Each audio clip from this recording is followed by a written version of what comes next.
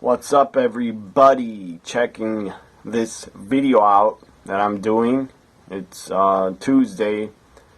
Again, as I said last night on my Raw review video, we're 5 nights away from Survivor Series, and it's the 25th anniversary of The Undertaker's WWE debut.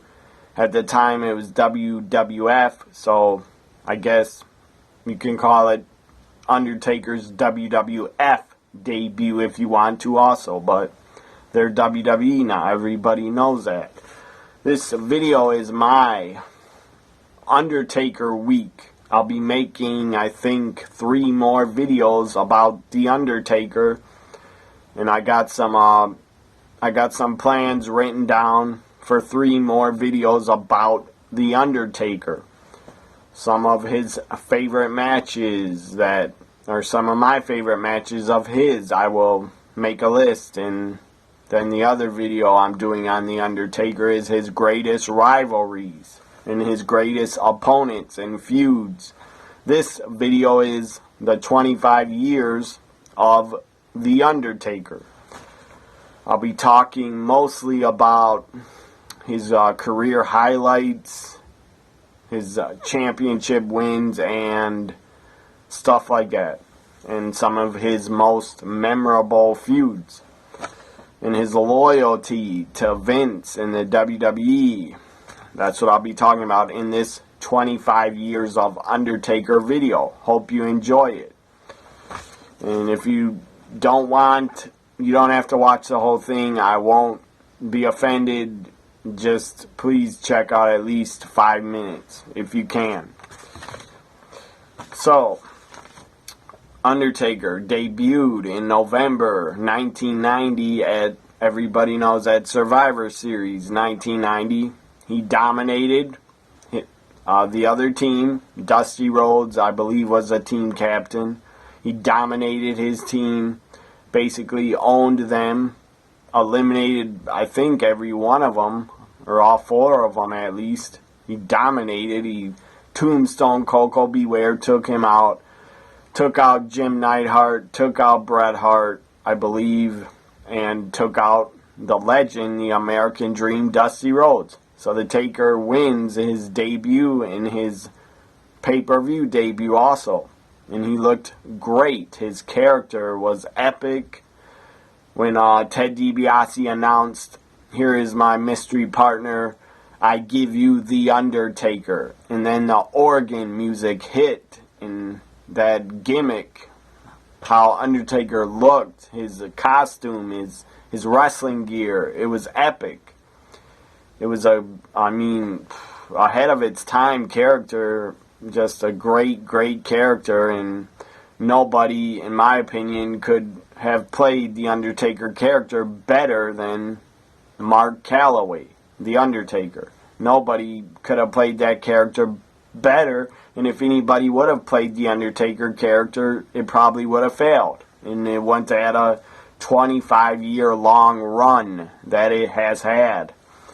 So, then, a year later, or right before he won the championship, a year later, The Undertaker went on to start his streak at WrestleMania. Nobody at the time thought, hey, we're going to have Undertaker win every single year at WrestleMania and he's going to go undefeated for over 10 years. I don't think at the time nobody in the WWF or Vince McMahon had any plans to make Undertaker go on an undefeated streak that would last like 24 years or whatever it was. He lost in 2014, we know that, at WrestleMania 30, but it lasted a long damn time. It lasted from 1991 until 2014. That's how long The Undertaker's WrestleMania undefeated streak lasted. A long damn time. And we'll never, ever again, at least in my lifetime, I don't think we will ever again, as wrestling fans, and I will never again see another wrestler go undefeated at WrestleMania for 20 years. I doubt it will ever happen again, and it really shouldn't happen, because The Undertaker, that should be his record, and nobody should break it. Nobody should break going undefeated at WrestleMania for 20 years because only one guy did it, and his name is The Undertaker, and nobody else should do it. And nobody else really deserves to break his record of going undefeated as long as he did. So, WrestleMania 7, Undertaker's first WrestleMania, as I said. He wins his WrestleMania debut, defeating Jimmy Superfly Snuka, tombstoned him, defeated him, basically owned him in the match. And Jimmy Snuka basically got no offense in.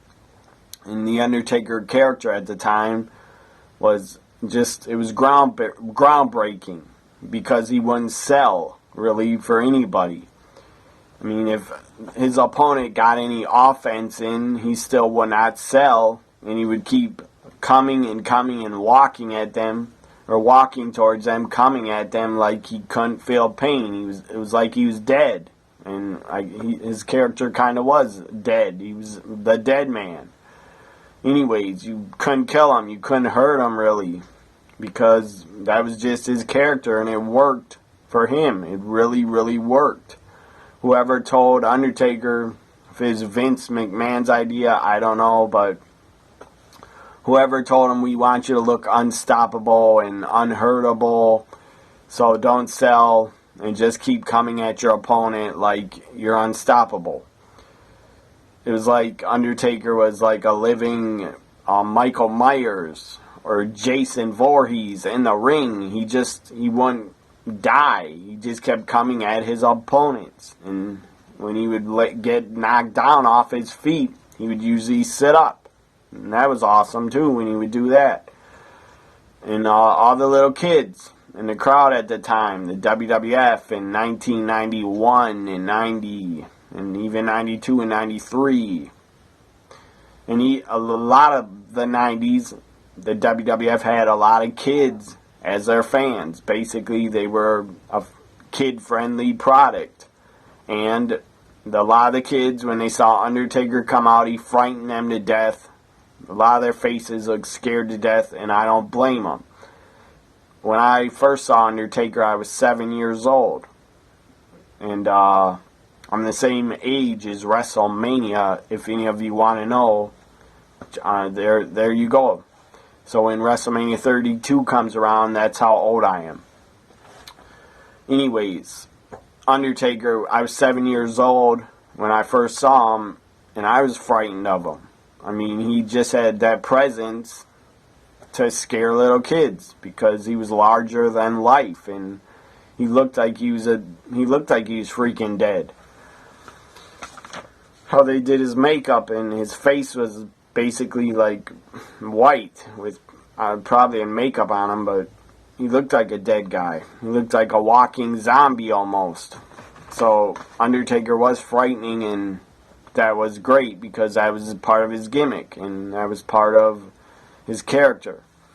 So he defeats Jimmy Snuka at WrestleMania 7, as I said, to start the streak off, yet nobody knew the streak was going to go on for so long, and as long as it did. And then we go on to SummerSlam 91, where The Undertaker did not wrestle for some reason. I don't know why. He should have been on the show, but he wasn't. He was backstage with Jake the Snake as they crashed the wedding of Miss Elizabeth, or the wedding party of Miss Elizabeth and Randy Savage. Jake the Snake crashed it, put a King Cobra snake in one of the gifts that Elizabeth opened when Mean Gene was there interviewing her and at the party. And then a snake popped out of one of the gifts. That was pretty frightening, seeing that as a kid. Elizabeth was screaming. She fell to the floor in fear. Jake the Snake picked up this cobra, started walking towards Miss Elizabeth with it, frightened the hell out of her. And then Randy Savage was taken out. I believe he's hit with a urn by The Undertaker, so he was taken out. And then The Undertaker and Jake the Snake left the wedding party after, I believe Sid Justice ran in with a chair to save them. So, then Jake Roberts and The Undertaker did not really, they never teamed up together after that for some reason, but whatever. Then Jake the Snake loses to The Undertaker at WrestleMania 8.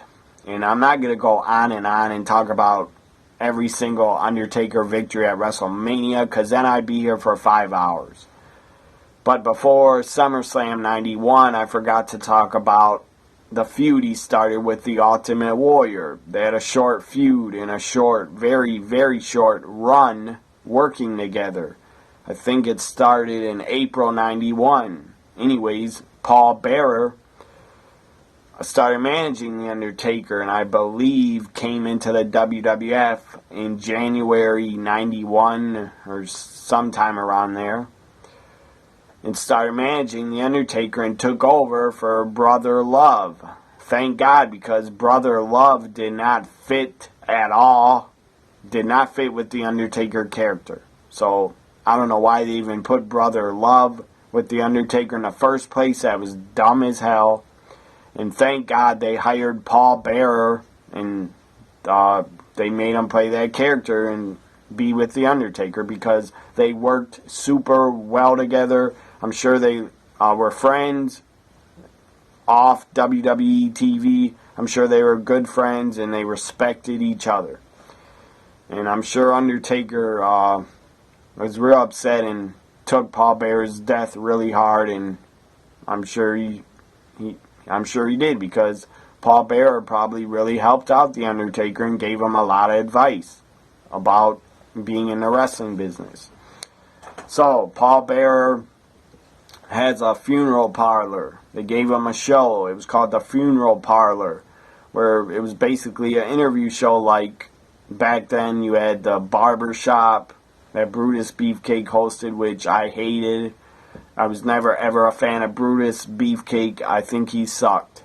And the Barbershop also sucked, except for the time when the Rockers came on, and then Shawn Michaels turned on Marty Jannetty and super kicked him and threw him through a glass window in the Barbershop. That was the best barbershop of all time, and it had nothing to do with Brutus Beefcake, because he sucked, and anytime he hosted a barbershop, it sucked, except for when Shawn Michaels turned on Marty Jannetty. Anyways, back to The Funeral Parlor. In April 1991, the Ultimate Warrior was a guest on The Funeral Parlor.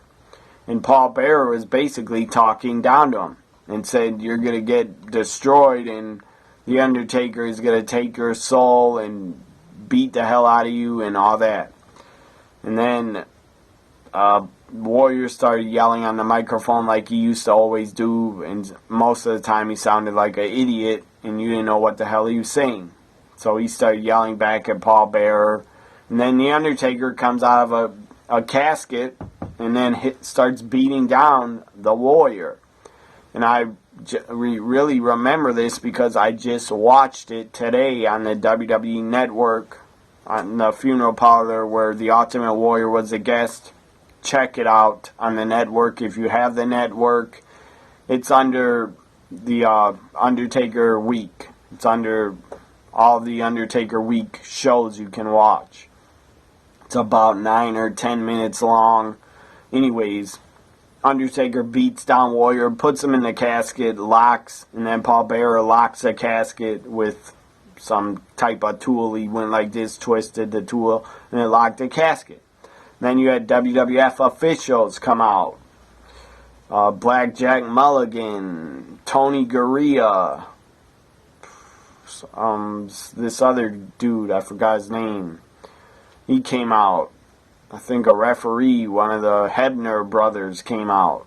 Anyways, they were banging on the casket with sledgehammers, crowbars. They could not open it, and the Warrior was locked in there. It was an awesome segment, especially to take place back in 1991. It was a great segment. Warrior was locked in a casket. Nobody knew if he could get out. And if he did get out, the fans, especially as a young kid, seeing that, and I did not see it live. I may have, but I totally forgot if I did because it was in 1991. Anyways, but I did watch it back, and I'm sure a lot of fans were, they were scared back then. They did not know, a lot of fans back then, it was not really discussed that, it was, in the 80s they came out and said sports entertainment and all that, but I never heard that as a kid, and a lot of fans probably thought the Warrior was really basically gasping for air inside that casket. Obviously it was set up and he was not. I'm sure it was safe. When they closed the casket on the Warrior, I'm sure he could breathe just fine.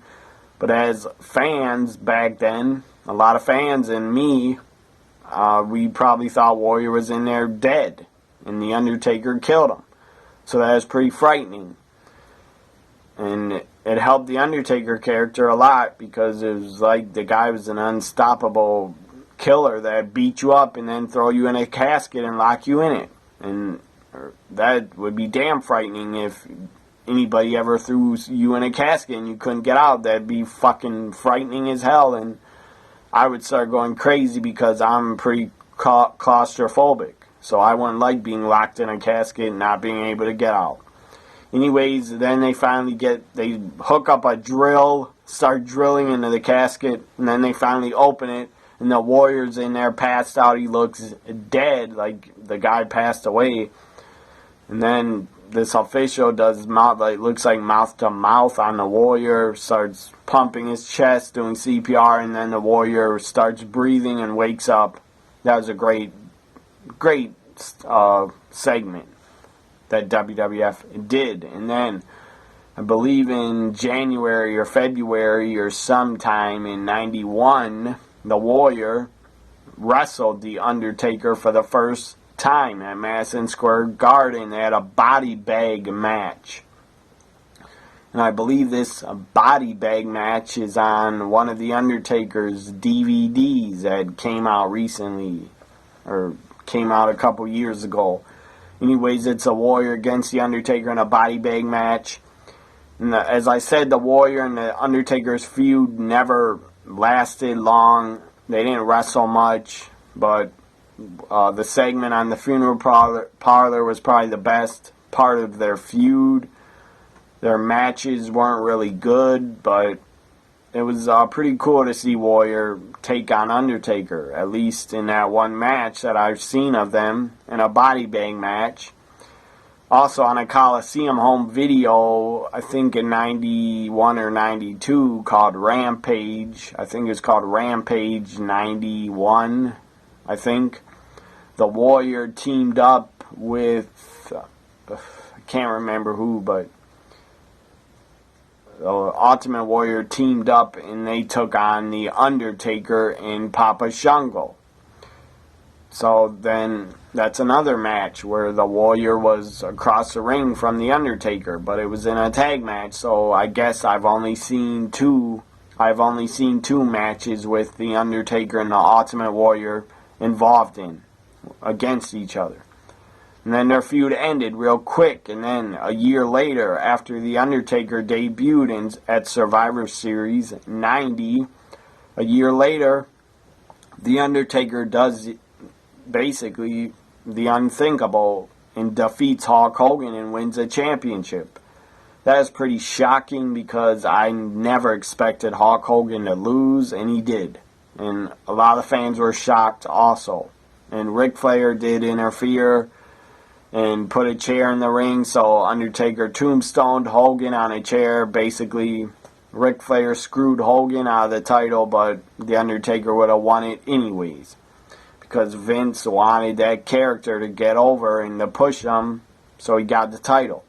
And then a couple days later, he lost it right back to Hogan on a pay-per-view called Tuesday in Texas. And you can see most of all these Undertaker matches. You can see basically every single one of them, especially from pay-per-views, because every pay-per-view is on the network. So go back if you haven't seen it and watch Survivor Series 90 and 91, Hogan and Undertaker and Undertaker's debut. You can watch on the network, and watch, I guess you should watch their rematch Tuesday in Texas when The Undertaker was defending the title against Hogan, and Hogan won it back by basically cheating, and I think he got some dust from the urn and he threw it in the Undertaker's eyes and he rolled him up and won the title back. And then the title was stripped off Hogan, I believe, and it was put up for grabs in the Royal Rumble for 1992. Now on to the next feud that The Undertaker, in his first 3 years in the WWF, he got really crappy feuds and really crappy opponents that nobody really cared about. Except for, I'm sure people were Ultimate Warrior fans and cared about Warrior, but his other feuds were not memorable. And he was given crappy feuds by the WWF. He was put in a casket match or coffin match with Kamala. I have nothing against Kamala, but nobody really cared that The Undertaker was facing him, and it was just, I felt bad for Undertaker now, thinking his first major feud was with Ultimate Warrior, who was not a great worker at all. The only thing Warrior could do is really pose and kick and punch and gorilla press slam guys. That's all Warrior was good for. And he did have a super high energy, so that's how he got himself over. But he wasn't good in the ring. He never was a good worker or wrestler. So that was a pretty crappy feud with The Undertaker. Their matches were not good because the Warrior was not a great worker. And Undertaker was very new into his character at the time, so he could not really carry Warrior because he was just getting used to his character and how he was going to act in the ring and how he had to walk slow and not sell anything. So he was just getting used to the Undertaker character, so he could not carry Warrior at the time. But Undertaker at least tried his best against Warrior, and their matches, as I said, they were not very good, but they were not awful, at least. So Kamala, Undertaker, he was given very crappy opponents, in my opinion, that didn't help him get over.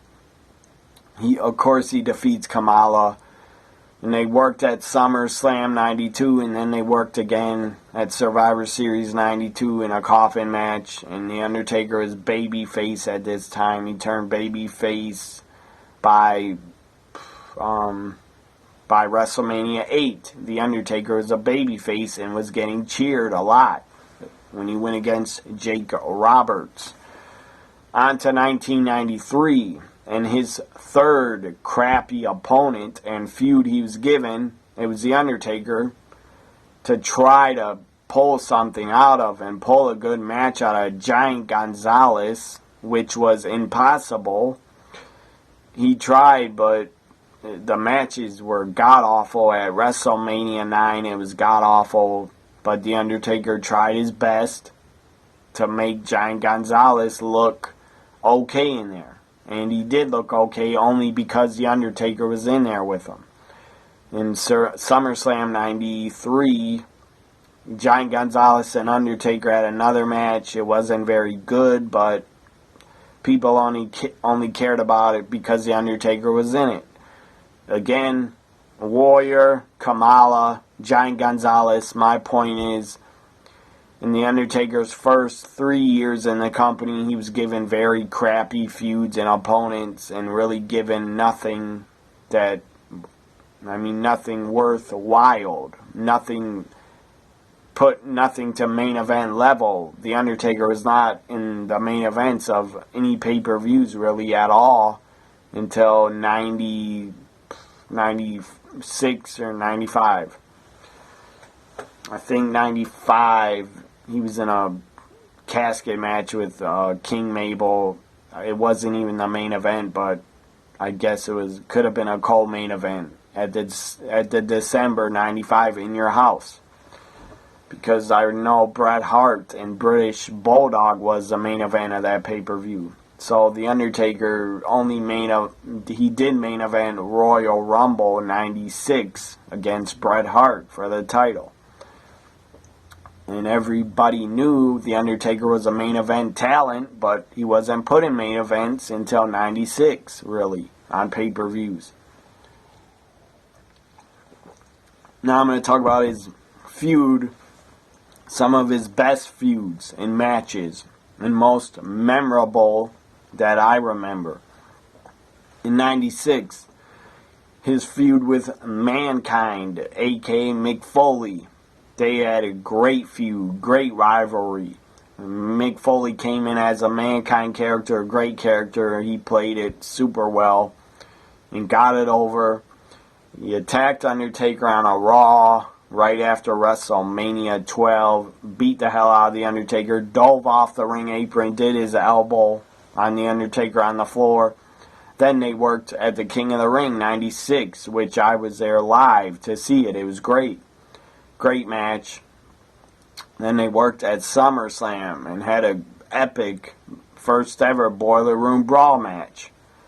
And then they worked at October pay-per-view, not Mind Games, Buried Alive. In Your House, Buried Alive, I believe, took place in October 96.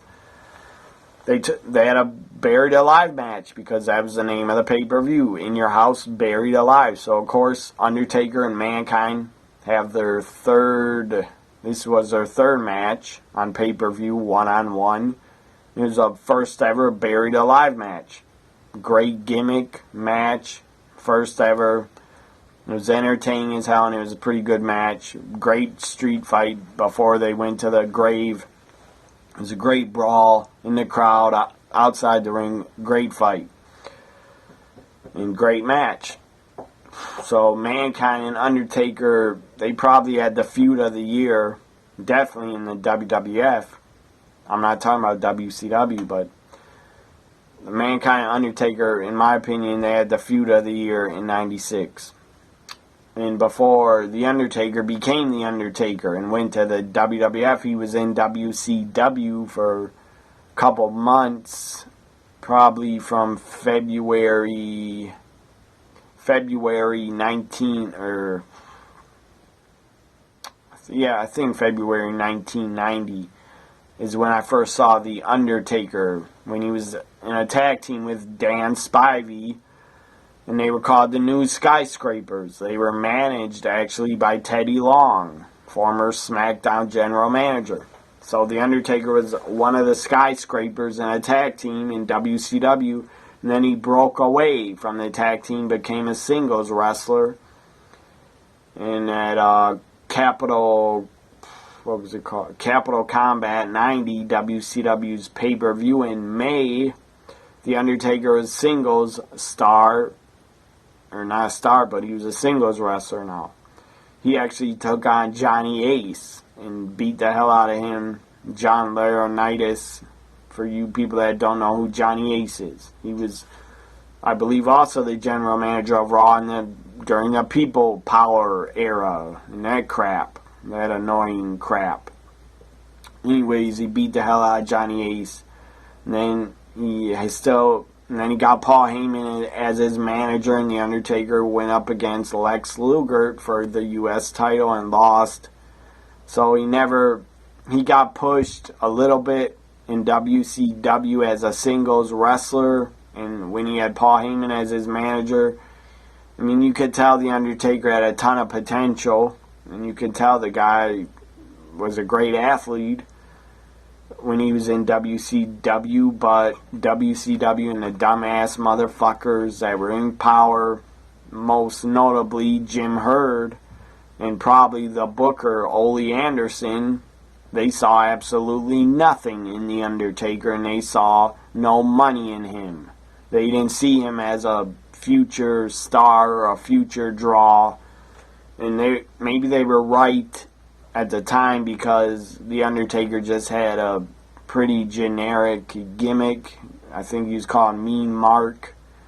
So that gimmick was no Undertaker gimmick, so they basically, or Undertaker got his release so he could go to WWF. And then, of course, Vince McMahon. I mean, you could say a lot of bad things about Vince, that he's an old bastard, and that he's lost his mind, or he's lost it, whatever. But, and I don't disagree with that. I'm just saying, whatever. You can think however you want to think. I don't really care.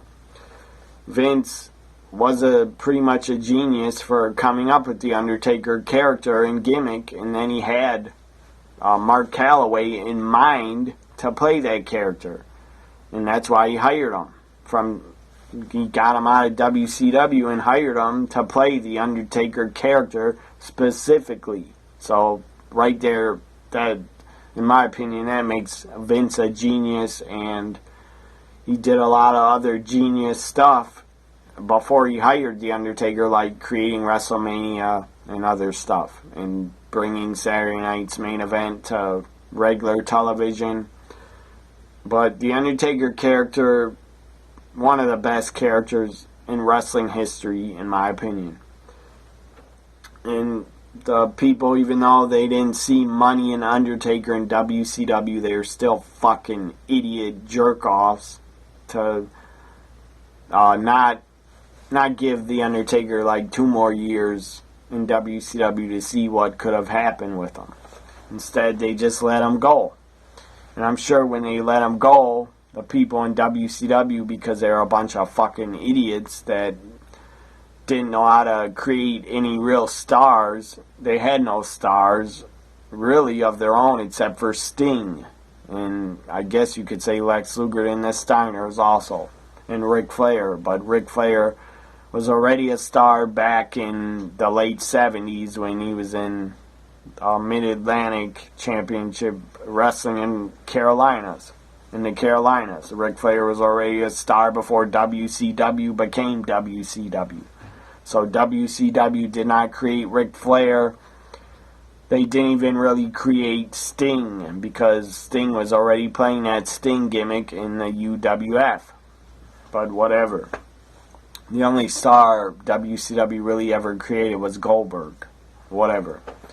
Back to The Undertaker. So, he had an epic series with Mankind. Then he went on, and he had 2 or 3 good matches with Hogan. He had a decent match with Hogan in 2002 at Judgment Day.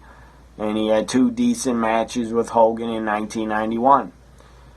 And then Taker went on to have a great series of matches with Kurt Angle. They worked super well together. They had great chemistry and great matches together. They had great matches on SmackDown together. They had great matches on pay-per-views together. Kurt Angle versus Undertaker was always awesome when they went up against each other. It was always must-see television. And you just had to see their matches if they were going up against each other. You would probably stop and have to watch. On to his feud with Kane. That was awesome. That was epic how it was set up. With Paul Bearer announcing on Raw in the summer of '97. Paul Bearer was announcing that Kane was alive. And that he's alive. And then The Undertaker couldn't believe it.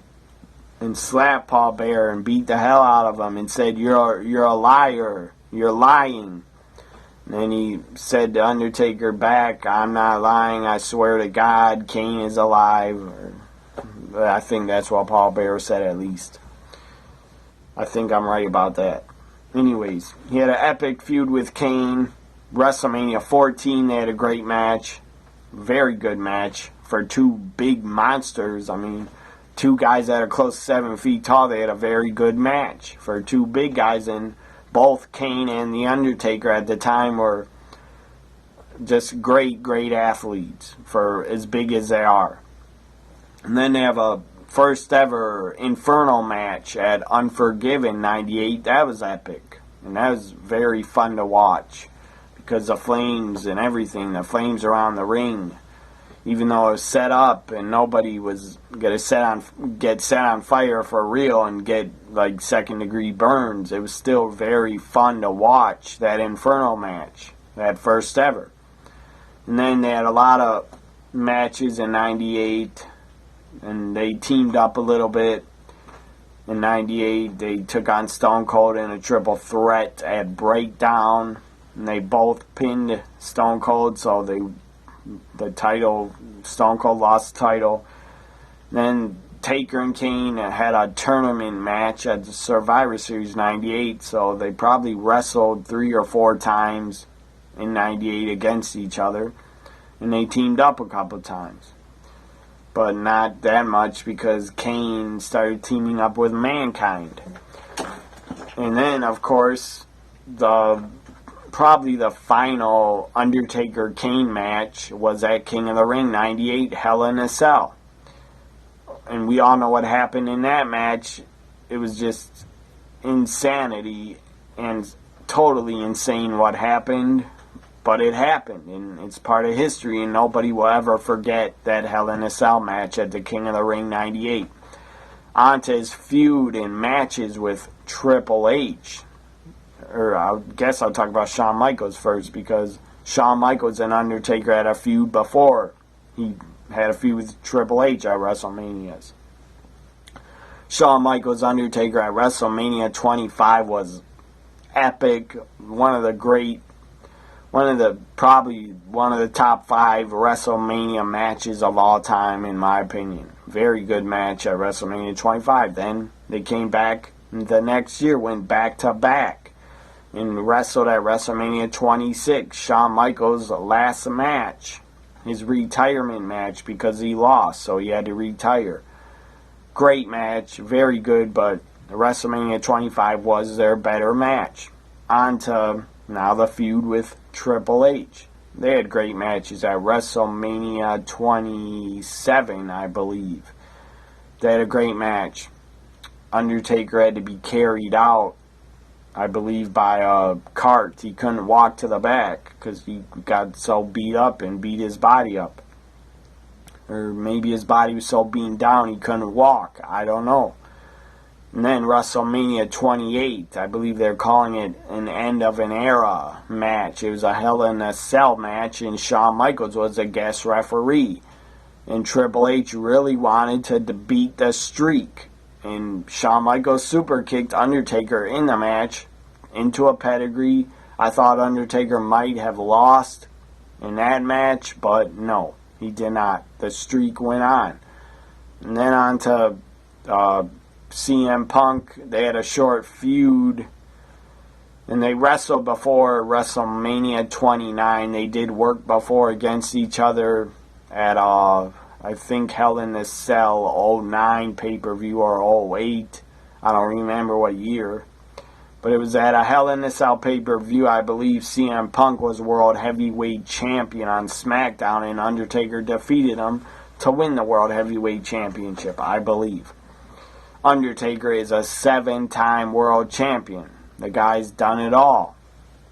The guy was so loyal to Vince McMahon and so loyal to the WWF and WWE. You gotta respect him for that. I'm sure he was offered a lot of money in '96 and '97. He was offered a lot of money to go to WCW, but he said no, he wasn't interested. And that he was going to go down. If the WWF went down, Undertaker was going to go down with them and go down with Vince McMahon and stay loyal to him. That's I respect the hell out of that, and how loyal the Undertaker has been to Vince. I mean, the Undertaker is the only guy on the roster right now that wrestled at WrestleMania 7. And he's still around to this day. He will be wrestling at Survivor Series pay-per-view 2015. So Undertaker's the only active wrestler from WrestleMania 7 that is still wrestling in the WWE today. That's damn impressive. A 25-year run that has been epic and great. Undertaker has given the fans so many great moments in his 25-year run as The Undertaker. Now I'm going to talk about Undertaker's legacy. Of course, he's going to go into the Hall of Fame the moment he decides that he's going to be done wrestling. I'm sure he'll tell Vince McMahon when he's done, and then he'll be put in the Hall of Fame. I mean, Edge, when Edge retired, I think he got put in the Hall of Fame the next year. So, Undertaker, I'm sure when he calls it quits, he'll be put in the Hall of Fame right away. Either in 2016 or 2017, I'm sure Undertaker will get put in the Hall of Fame. But now I'm going to talk about his legacy. Undertaker, in my opinion, is probably the most respected wrestler, not only in the locker room, but by the wrestling fans and by the WWE fans. He's probably the most respected wrestler of all time. And the other guy that, to me, that I respect the most is Mick Foley. So Mick Foley and The Undertaker, those two guys, to me, are the most, I respect them the most for what they did in their careers. And Undertaker, I mean, his legacy, he should be known as the most respected wrestler by his peers and the fans of all time. His gimmick has been the greatest gimmick in pro wrestling history, in my opinion. The Phenom, they call him the Phenom, the Dead Man, the Grim Reaper, the American Badass. What else did they call him? Big Evil or Big Red or something like that. Undertaker's had a ton of names. I mean, his character, it's one of the greatest characters of all time. His live entrance, his entrance to the ring, and the music, and the lighting, and the smoke, and the feel. If you have never been in an arena, if you have never seen The Undertaker's entrance live, I feel sorry for you and sad for you because it is epic. I have seen it live a lot of times. And it was great every time. Gave me goosebumps. The Undertaker's entrance gives you goosebumps if you're in that arena. It is so epic and it is so good. And it is so well done. WWE has, they created that entrance for him. And it is epic. The Undertaker probably has the greatest entrance of all time. I can't think of anybody else that does. So he does have the greatest entrance of all time. I saw it live in 1995 at a house show. Even though there was no smoke, there was still the purple light or blue light on him in the music. I saw his entrance in 96 at the King of the Ring. I saw his entrance in 98. I saw his entrance in 2001, in 2002, and the last time I saw The Undertaker's entrance live was in 2008 on a Raw.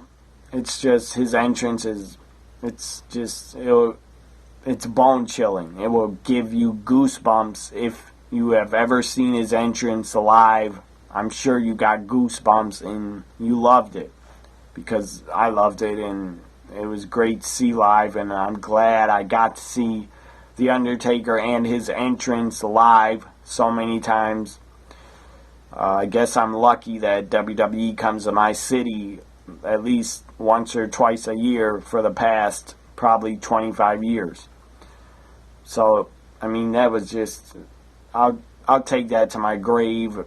Seeing The Undertaker's entrance live was a hell of a moment, and I'll remember it forever. So this ends my 25 years of Undertaker video. Hope you enjoyed it. I'll be back on Wednesday or Thursday to do another new Undertaker week video that I'll have up on my YouTube channel. Have a good Tuesday night, everybody. Bye for now.